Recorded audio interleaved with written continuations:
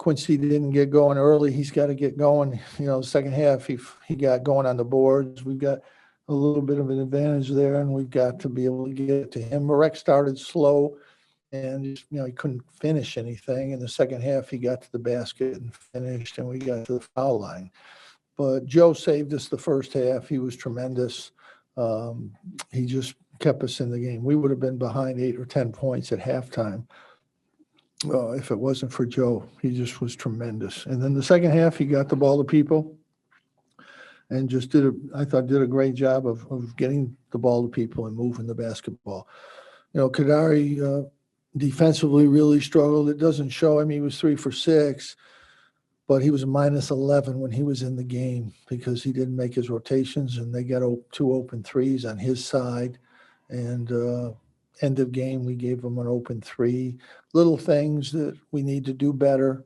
But this was a case of Boston College really doing a great job, and we didn't do the things we have to do. I was watching Florida State just before the game, and Wake Forest was beating them the whole game, and ended up, I think they beat them. Florida State won in overtime. But it's college basketball. You're gonna get into games, and you got to find a way to get through them somehow. You just got to find a way. And we made our free throws coming down the stretch. And we got the ball to the basket and made some plays there. And we finally got some good defensive stops and got the rebound. So, again, we made the plays when we had to, but it's just one of those games you got to figure out how to get to the end and win it. And they did that.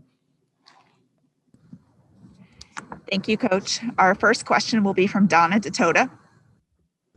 Yeah, Jim, you called timeout with 12:18 left to go in the game. You had just taken a bunch of jump shots and missed a bunch of jump shots, and then you started driving the ball a little bit at that point or getting it inside. Was that the conversation that happened? Yeah, Quincy, we want to get him isolated, and he can beat that guy in the dribble. They're in foul trouble, get to the basket, and he settled for a step back. He hasn't made a jump shot in the game. It's not the right play. Then Kadari came down. We wanted to open where he can drive like he did against NC State, and he takes a jump shot.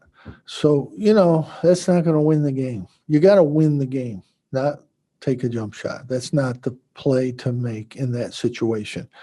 You have to go to the basket. Got Marek the ball. He got to the basket, got fouled, got to the basket again. Quincy got to the basket, and that was the difference. You've got to do what you have to do to win the game. And, Kadari's got a lot to learn about the game. Defensively, it was really bad.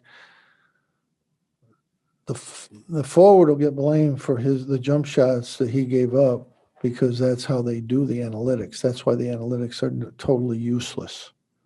You have to know whose rotation it is, and nobody doing the analytics knows that. And, he's got to make those rotations. We just leave guys wide open to shoot jump shots. They're going to make them. And, we just got to do better. I thought Allen had a good start. Then he tried to go when he didn't have it. He's still trying to learn when he's going and doesn't have it, what do I do? And he needs to make better decisions when he makes the move and doesn't have something. And, it's a learning process. It's going to take some time, but, he's learning. He's trying to learn what we're doing. Our next question is from Josh St. Croix. Hi, Coach. You mentioned the free throws. I think you guys made 12 in a row at the line to close the game. Season-wise, I know you're on a record pace. Just what do you think has made this team so effective at the free throw line this year?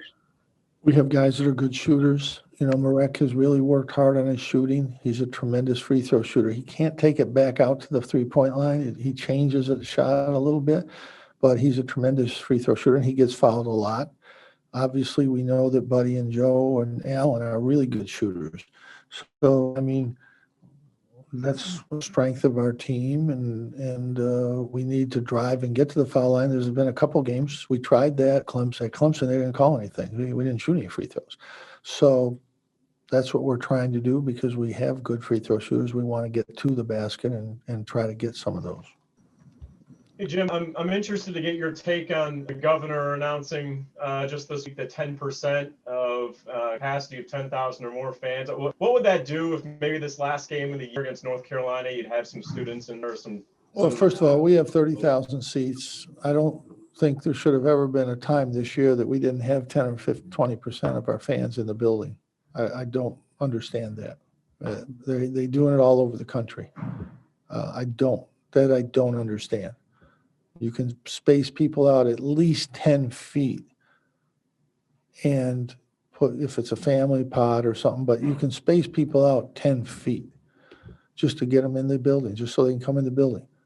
People that would maybe have better seats would be happy to be in the building for a game. I don't understand it. I've never understood it. I've never understood the whole thing with restaurants.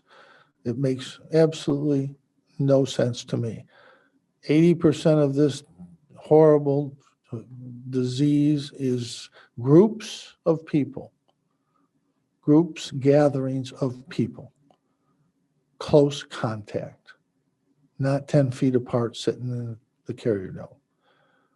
I don't understand it. I have never understood it. And, we'll do the best we can, hopefully, but 2,000 fans is not going to make a difference, but it'd be nice for 2,000 or 3,000, 4,000 of our fans to be able to see a game. It would be good for them, I think. It'd be nice. But it's something I haven't understood from day one, but I'm not in charge. So, we make the best of the situation. The players have been great. They've, taken care of themselves. They've isolated themselves, and they have done everything they've been asked to do. And obviously, even though this is a difficult year, we're doing the only thing that we can do, trying to work our way through it. I don't know the exact percentages, but I think they've played 70% of the games that were scheduled, some number. It's a good percent. Don't hold me to that, Mike, but it's a good number, and there is no alternative. There was never an alternative other than doing what the Ivy League's doing, not playing.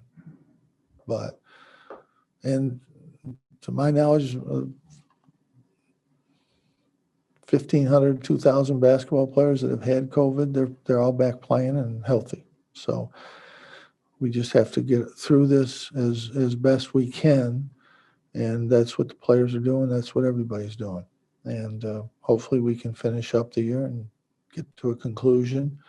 And that's all you can do in this time.